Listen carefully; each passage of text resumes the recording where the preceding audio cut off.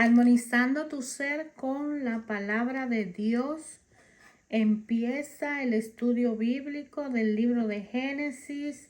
En el capítulo 23 vamos a leer los comentarios que se hacen cuando tradujeron esta Biblia a la Biblia hispánica para un lenguaje hispano. Estamos tomando la Biblia latinoamericana. En el capítulo 23 habla de la tumba de Abraham y Sara. Y el capítulo 24, Eliezer busca una esposa para Isaac. Y en el capítulo 25 habla de que Abraham y sus descendientes. Es muy importante estos capítulos de Génesis porque aquí es donde nace la fe con el padre Abraham para el pueblo hebreo, el pueblo elegido de Dios Padre. Abraham recorrió Palestina sin tener en ella ni siquiera dónde poner el pie. Todo lo tiene en promesa, siendo en este el modelo de los creyentes. Sin embargo, la muerte de Sara le da la oportunidad de comprar por lo menos el lugar donde enterrarla. Esto es los comentarios que se hacen de estos capítulos, pero yo le invito a leer la palabra de Dios, a estudiarla para que pueda entender estos comentarios, que es como un resumen de los capítulos, de lo que contienen los capítulos. Vamos a leer la parte de resumen de Eliezer busca una esposa para Isaac.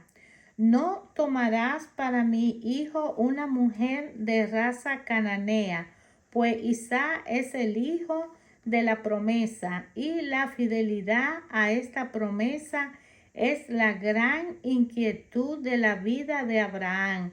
El matrimonio de su hijo con una cananea acostumbrada a los cultos paganos, sin duda alguna podría poner en peligro esta fidelidad.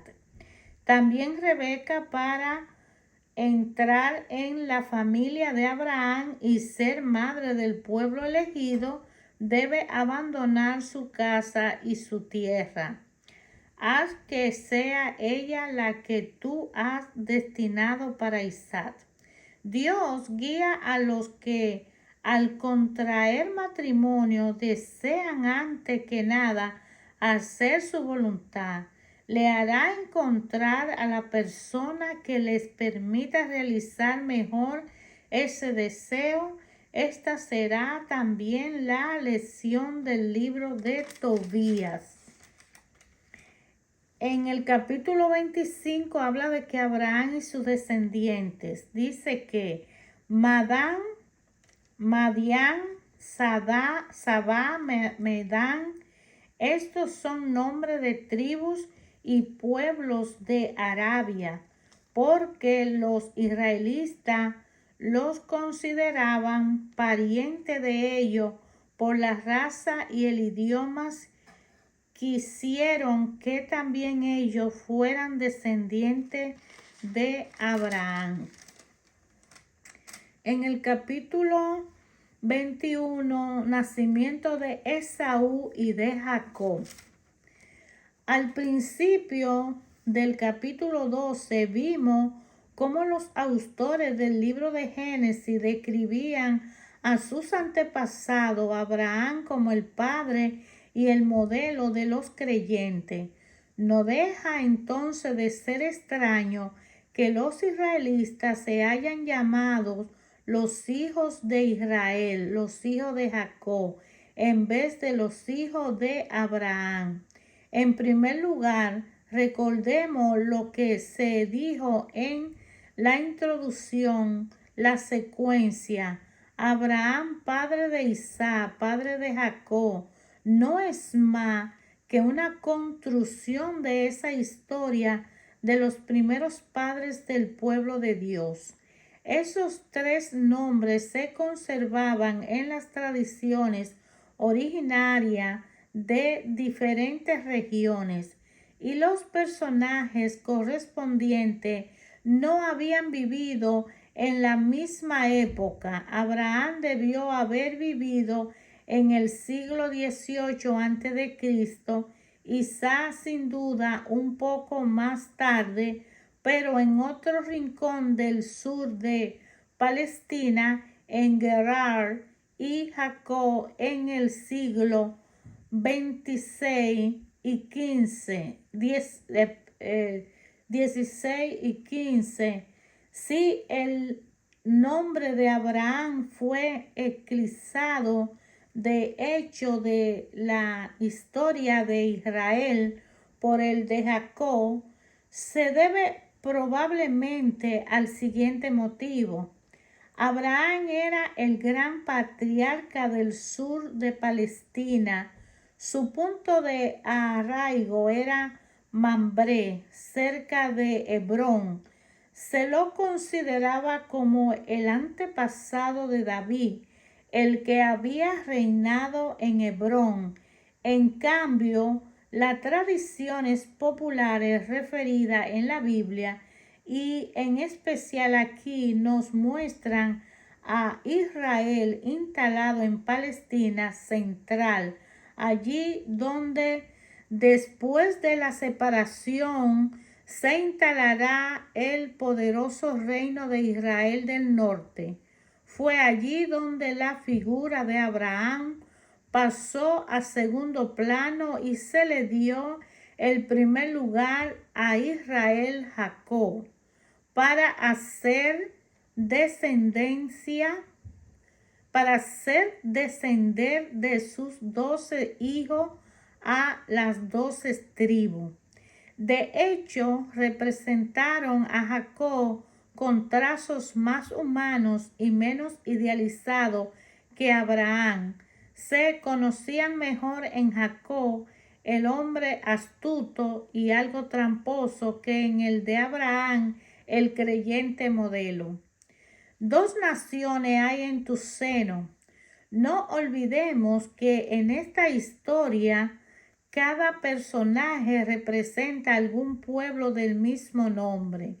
Lo mismo como Jacob Israel era el antepasado del pueblo de Israel, así también Esaú o Edom era considerado antepasado del pueblo de Edom, vecino y rival de los israelitas. Dios se ha comprometido con los descendientes de Abraham, pero se queda libre de escoger entre esos descendientes a quién será el beneficiario de su promesa. Estas no van al hijo mayor de Isaac, que según la costumbre hereda casi todas las prerrogativas del padre. En estos capítulos se dan tres motivos para el rechazo de Esaú. Un primer texto muestra a Esaú como culpable. Él mismo depreció su derecho sagrado de hijo mayor.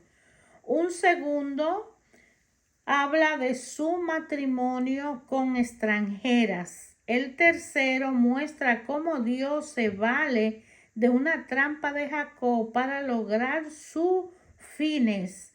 Los israelitas no tenían tantos escrúpulos respecto a la mentira.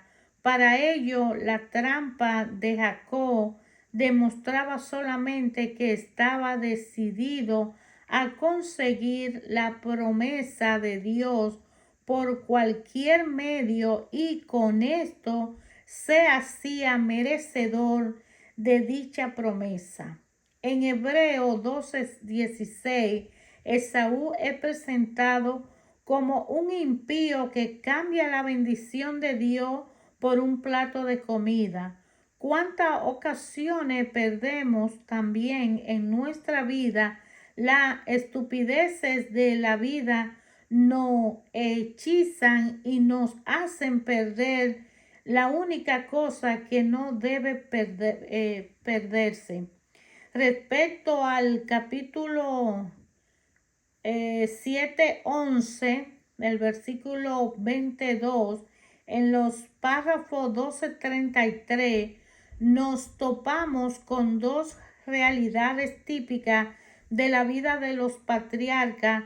Son errantes que viven bajo las tinieblas de campaña, van en busca de agua y cavan pozos. Viven bajo tienda de campaña, es decir, en los provisorios. La Biblia aprecia la labor del hombre para construir en este mundo algo que dure. Elogia la fundación de un hogar, la planificación de una viña, la edificación de una casa. Véalo en Deuteronomio 25:7. Pues todo esto se relaciona con la misión creadora del hombre, pero también recuerda como un ideal que no debe perderse la vida errante de los antepasados. El creyente no se apega a nada de este mundo, ya sea familia, patria o modo de vida. Levanta su tienda en cualquier lugar donde puede ampliar su experiencia, pero no se fija en ninguno.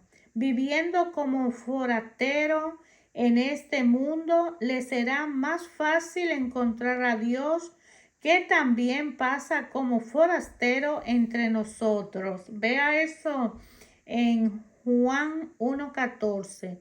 La traducción precisa sería: el verbo levantó su tienda entre nosotros. Eclesiastés 33:7, Salmo 7:7, Corintios 5:1-4 y Primera de Pedro 2:11. Los patriarcas cavan pozo en el desierto, no encuentran vertiente de agua viva, sino que deben cavar trabajosamente los pozos que hacen florecer el desierto y dan de beber a los rebaños. A veces se agota el agua, otras veces los filisteos lo tapan con tierra. Todo esto representa el esfuerzo humano por encontrar la sabiduría. A menudo los hombres quedan con su sed y no falta quienes enturbien las fuentes del saber. Por eso estará corriendo de un pozo a otro hasta que Cristo le dé el agua viva, salida de la roca que es el mismo. Vea Juan 4, 5, 10, 7, 38 y Primera de Corintios 10, 4 y Jeremías 2, 13. En el libro de Génesis del Antiguo Testamento, donde empieza el camino de la fe de los hijos de Dios, también vamos a encontrar en el capítulo 27, Jacob se roba la bendición, que es cuando estamos viendo de qué manera los dos hermanos, uno cede la bendición y uno la negocia y el otro la acepta y lucha por obtenerla. Jacob se dirigió hacia Harán. Jacob va a buscar trabajo y esposa a la tierra de su antepasado. En el camino tiene una visión en el que Dios renueva con él su alianza. A diferencia de Abraham, que Dios le llamó cuando ya era anciano y conocía lo que vale la vida, Jacob es el hombre que poco a poco toma conciencia de su vocación. Primero compró a Esaú su derecho de primogénito, por lo que hizo un convenio con él y había jugado y lo consideraba irresponsable. No por eso sabía el precio de la bendición del Dios de su padre. Luego fue necesario que su madre le diera ánimo para que se arriesgara a robar la bendición. Él se dejó persuadir y solamente después comprendió la consecuencia de su gesto. Debía huir para salvar su vida. Pero en el momento en que Jacob debe enfrentar la vida azarosa de un forastero y prófugo, encuentra a Dios y por primera vez toma conciencia de su propia responsabilidad. Él es en el mundo el único portador de la promesa de Dios. Responsable es la persona que sabe que debe dar cuenta y que es capaz de responder de sus actos. Jacob entiende que deberá responder ante el Dios que lo ha elegido. Dios está en este lugar. Jacob se encuentra solo e indefenso, próximo a una ciudad poblada por extranjeros.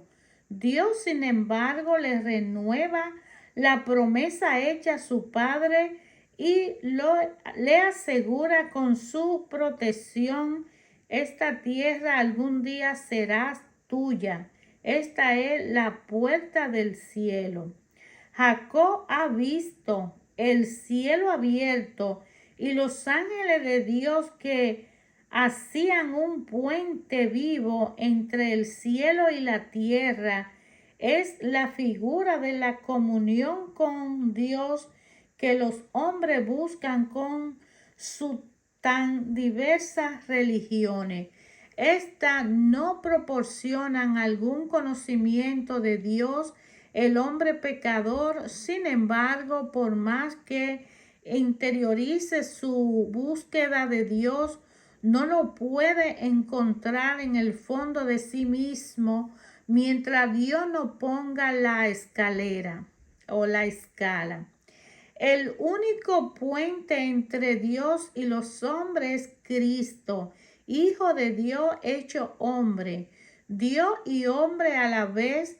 Jesús, aludiendo al presente texto, véalo en Juan 1:51, afirma que Él mismo es la puerta del cielo, porque en su persona Dios ha estrechado a la humanidad. Llamó a ese lugar Betel. Aquí encontramos como en capítulos anteriores, leyendas populares, en Betel estaba desde el siglo el templo del dios Betel, y también estaban las piedras levantadas y consagradas a lo que se alude. En Betel puede interpretarse casa de Dios, y el escritor bíblico atribuye a Jacob esta apelación, así como la costumbre que hubo un tiempo de pagar el diezmo para el templo de Betel. Los sueños de Jacob. El capítulo 28 habla de los sueños de Jacob, y los que resumieron este capítulo dicen así: a todos nos impresionan los sueños y tratamos de interpretarlo. La más de las veces no anuncian nada, sino que indican lo que está pasando en nuestro interior, en nuestro subconsciente, lo que no podemos conocer claramente de nuestro propio espíritu. La psicología puede valerse de los sueños para descubrir huellas y heridas causadas en el pasado. Los sueños pueden también indicar y expresar presentimientos e intuiciones, y la Biblia nos muestra a Dios que se vale de los sueños para para comunicarse con nosotros. En eso Dios toma al hombre tal como es y teniendo en cuenta su manera de pensar. Cuando Dios interviene en un sueño, se reconoce por la consecuencia. El árbol se conoce por su fruto, dice Jesús. En tales casos, Dios mismo da la interpretación sin que haya que buscar ni recurrir a nadie y nos deja con una paz total. Los hombres que tienen una fe purificada e instruida no pueden atribuir a los sueños la importancia que le daban los pueblos primitivos de la Biblia. Y sabemos que el espíritu de la tiniebla puede disfrazarse en un ángel. Ve a Corintios 11:14. Cuando ahora amplios sectores de la humanidad tienen a dirigir su vida por los sueños, esto no tiene nada que ver con la fe. En la misma Biblia, además de las condenaciones, vea el Deuteronomio 18:10, se puede ver el ataque de Jeremías 29:8 contra lo que provocan los sueños que desean. Vea también a Siria 34:1. En el capítulo 29 habla de que Jacob está en la casa de Labán. Los capítulos 29-31 presentan a Jacob trabajador, esforzado, astuto, confiado en la promesa de Dios. Al final logra éxito no por sus propios recursos, sino por la bendición de Dios de su padre. Al respecto hay que recalcar esta expresión, Dios de su padre, 31:5. Entre los pueblos amoritas, y Jacob lo era al igual que Abraham, el jefe del clan daba su adhesión ordinariamente al Dios de su padre, al que su padre había adoptado para proteger la familia. Ya hemos dicho cómo las tradiciones antiguas explican mediante una etimología bastante discutible el sentido de los nombres de personas o lugares. Ese fue el caso para los hijos de Jacob. Rubén ha visto mi humillación. Simeón ha oído. Leví, me amarás. Judá, alabaré a Yahvé.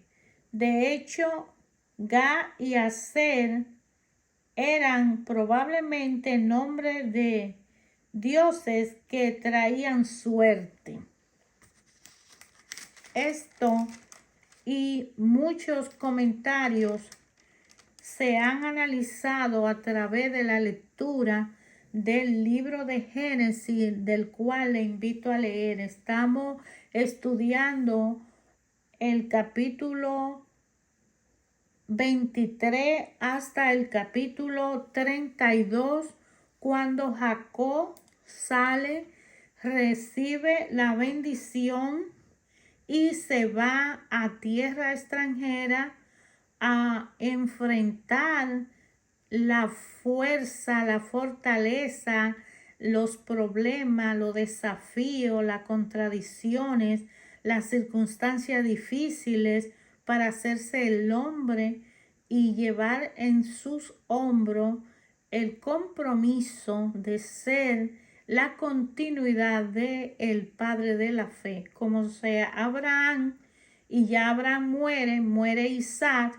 Entonces Jacob negocia con su hermano Esaú la bendición, Esaú se la vende porque no entiende nada de eso y Jacob para él es importante que no se pierda. Y bajo sus hombros, entonces ahí es que empieza a desarrollarse el hombre fuerte que nos va a dar el ejemplo y la herencia de las 12 tribus de Israel. Le invito a leer la palabra de Dios, a escudriñar las escrituras, a descubrir en su corazón qué le dice la palabra de Dios cuando usted la lee y qué dice la palabra de Dios cuando usted la escucha.